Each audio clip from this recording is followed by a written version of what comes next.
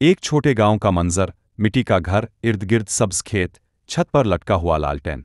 मियाँ रहमत पसीने में शराबूर मजदूरी के बाद घर आ रहा है और इसकी बीवी जीनत दरवाजे पर खड़ी नाराज चेहरे के साथ।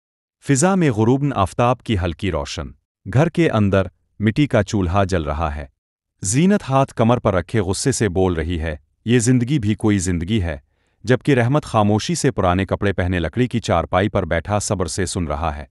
पस मंजर में टिमटिमाती मिट्टी की लालटेन। रहमत दिन के वक्त खेतों में काम कर रहा है, सूरज की तेज रोशनी में पसीना इसके चेहरे से बह रहा है। हाथों में कुदाल, चेहरे पर सुकून। आसमान पर हल्के बादल, पस मंजर में गांव के दूसरे मजदूर। रात का मंजर, चांदनी में एक फकीर लकड़ी के दरवाजे पर दस्तक देता है।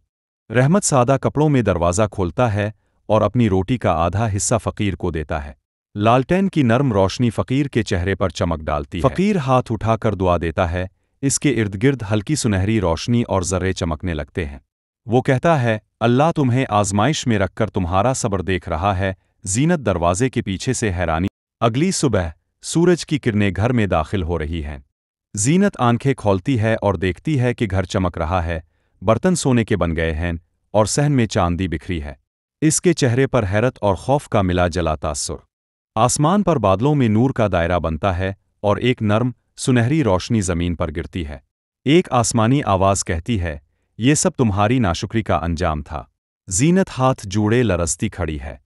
जीनत आंसुओं में डूबी अपने शौहर के कदमों में गिर जाती है। रहमत इसे प्यार से उठाता है।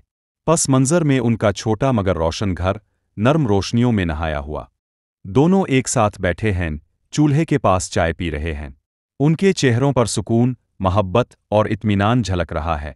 कमरे में हल्की नारंगी रोशनी और दीवार पर अल्हम्दुलिल्लाह लिखा। आखिर में एक जादुई शाट, गांव के ऊपर तुलुआ आफताब, परिंदे अलिफा रहे हैं।